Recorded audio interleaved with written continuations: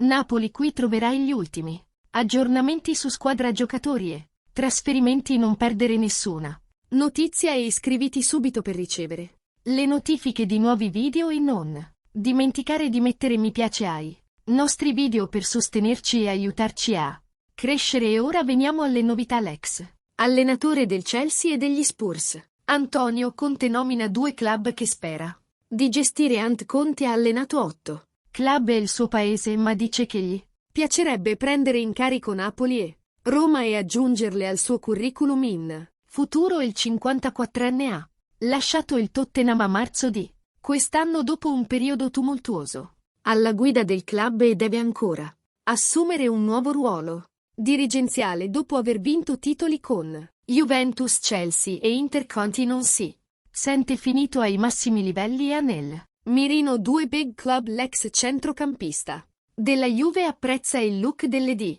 Napoli e Roma, colpito dalla passione e dall'atmosfera mostrata dai loro tifosi. Tuttavia dice che non ha intenzione di unirsi a loro o ad alcun club a metà stagione, intende solo iniziare il suo prossimo lavoro durante la pausa estiva. Sicuramente Napoli e Roma sono 2 posti che mi piacerebbe vivere per la passione che ti trasmettono, ha detto Conte al programma televisivo italiano BD, e spero che un giorno ci sia la possibilità di fare questa esperienza, ma non entrerei in una squadra a metà stagione perché queste sono situazioni in cui la squadra si crea prima del tuo arrivo. Non dimenticare di iscriverti al canale Notizie del Napoli per ricevere gli ultimi aggiornamenti sulla squadra, e se il contenuto ti è piaciuto lascia un mi piace per supportare il canale e contribuire a spargere la voce a più persone. Il tuo supporto è molto importante per noi.